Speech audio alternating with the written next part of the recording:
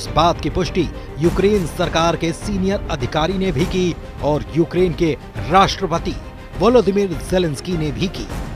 हैरानी की बात यह है कि मीटिंग में यूक्रेन शामिल होगा, ये बात अमेरिका के विशेष दूत कीथ केलॉग ने पहले से कही थी, लेकिन फिर भी यूक्रेन बैठक में नहीं था, यानी कि यूक्रेन को बैठक के लिए बुलाया ही नहीं गया और न ही यूरोपीय देश के नेताओं को बातचीत के लिए आमंत्रित किया गया। सोमवार को रूस के राष्ट्रपति कार्यालय क्रेमलिन के प्रवक्ता दिमित्री पेस्कोव ने दोनों देशों के नेताओं के बीच सऊदी अरब में होने वाली मीटिंग की पुष्टि कर दी थी।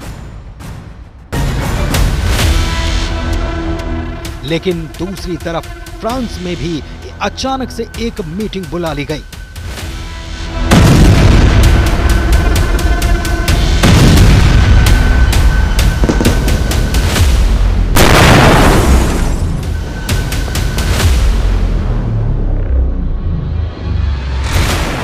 ये शिखर सम्मेलन फ्रांस के राष्ट्रपति इमैनुअल मैक्रों की तरफ से बुलाया गया।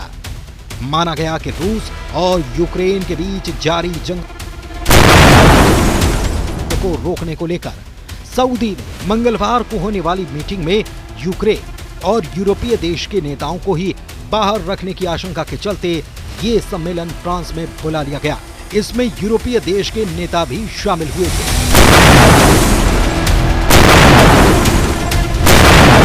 सबसे अहम बात ये कि सम्मेलन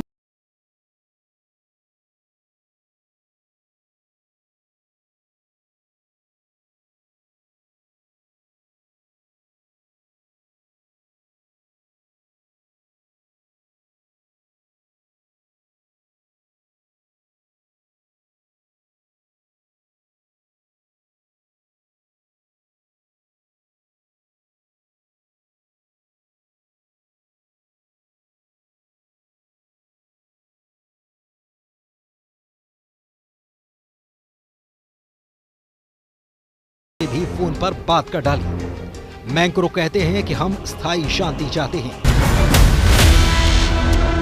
और इसे हासिल करने के लिए रूस को अपनी आक्रामकता समाप्त करनी होगी।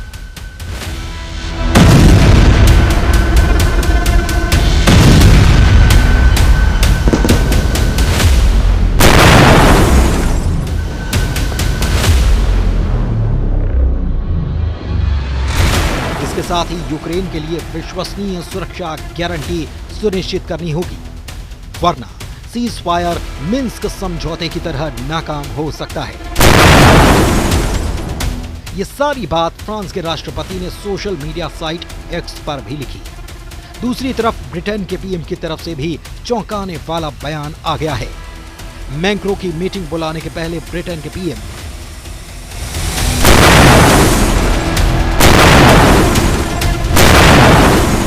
स्टारमर ने साफ कर दिया कि वो जंग के बीच यूक्रेन में सेना भेजने के लिए तैयार हैं और वो ये काम शांति समझौते के तहत यूक्रेन को सुरक्षा की गारंटी मिल पाए इसके लिए करेंगे। उन्होंने ये भी कहा कि ये वो बात हल्के में नहीं कर रहे, बल्कि इसकी गंभीरता को समझते हैं। उन्हें अच्छी तरह से पता है कि इसमें ब्रिटिश सैनिकों को खतरा भी है। दरअसल अमेरिका खुद अपने आप को नाटो से अलग करने की बात कहता रहा है। खास तौर पर ट्रंप इसके पक्ष में कुछ ज्यादा हैं।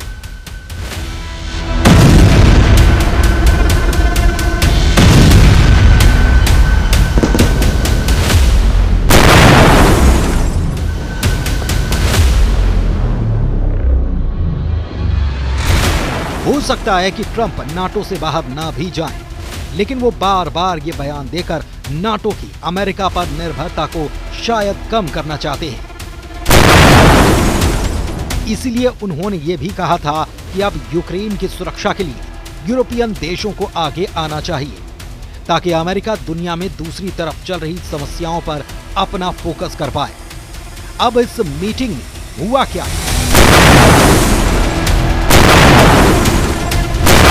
आइए ये जानते हैं।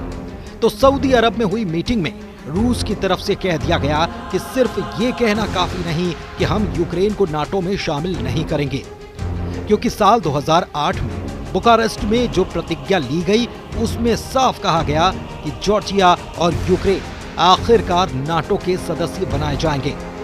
इसके लिए साल 2008 में तय किया गया था, उसे रद्द करना या उससे इनकार अब करना होगा।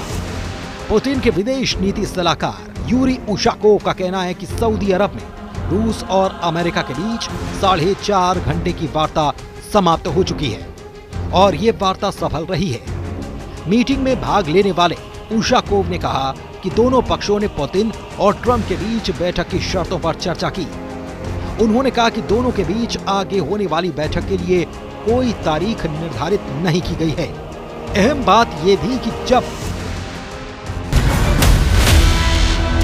अमेरिका रूस वार्ता यूक्रेन के बिना सऊदी अरब में हो रही थी, उसी दौरान यूक्रेन के राष्ट्रपति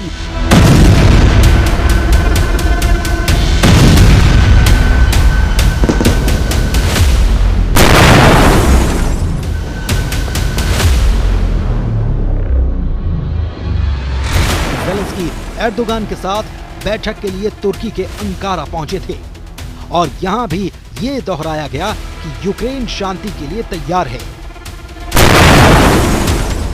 और बैठक भी करने को राजी है, लेकिन ये सब उसकी सुरक्षा की गारंटी को पहले मद्देनजर रखकर किया जाए तब। ज़ेलेंस्की का ये भी कहना है कि हम उम्मीद करते हैं कि ये सुरक्षा गारंटी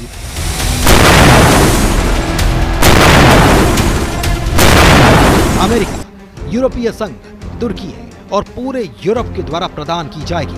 हम किसी भी हाल में अपने अस्थायी रूप से कब्जे वाले क्षेत्रों को रूस के हिस्से के रूप में मान्यता नहीं देंगे, वे यूक्रेन का ही हिस्सा हैं। दूसरी तरफ European union chief Ursula von der Leyen ने अमेरिकी दूत कीथ केलॉग से बात करते हुए कहा कि यूरोप ने किसी अन्य की तुलना में यूक्रेन को वित्तीय और सैन्य रूप से ज्यादा मदद की है और हम आगे और कदम बढ़ाएंगे। यूक्रेन के लिए न्याय संगत और स्थायी शांति प्रदान करने के लिए अमेरिका के साथ साझेदारी हम करना चाहते हैं और अभी का वक्त काफी क्रूशियल भी है। कुल मिलाकर सऊदी अरब की मीटिंग में अमेरिका और रूस के अधिकारियों की तो आपस में बात हुई, लेकिन यूक्रेन इससे गायब रहा, जबकि यूक्रेन के राष्ट्रपति वोलोदिमीर ज़ेलेंस्की नाटो और यूरोपियन देशों को साधने में जुटे हुए हैं।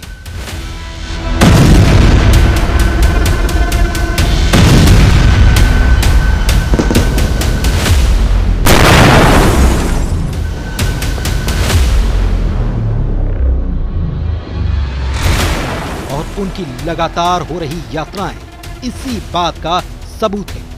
ऐसे में ट्रंप क्या नाटो को साधने की कोशिश करेंगे या फिर उनके सामने एक नई आफत आन खड़ी हुई है? इस पर नजर बनी हुई है।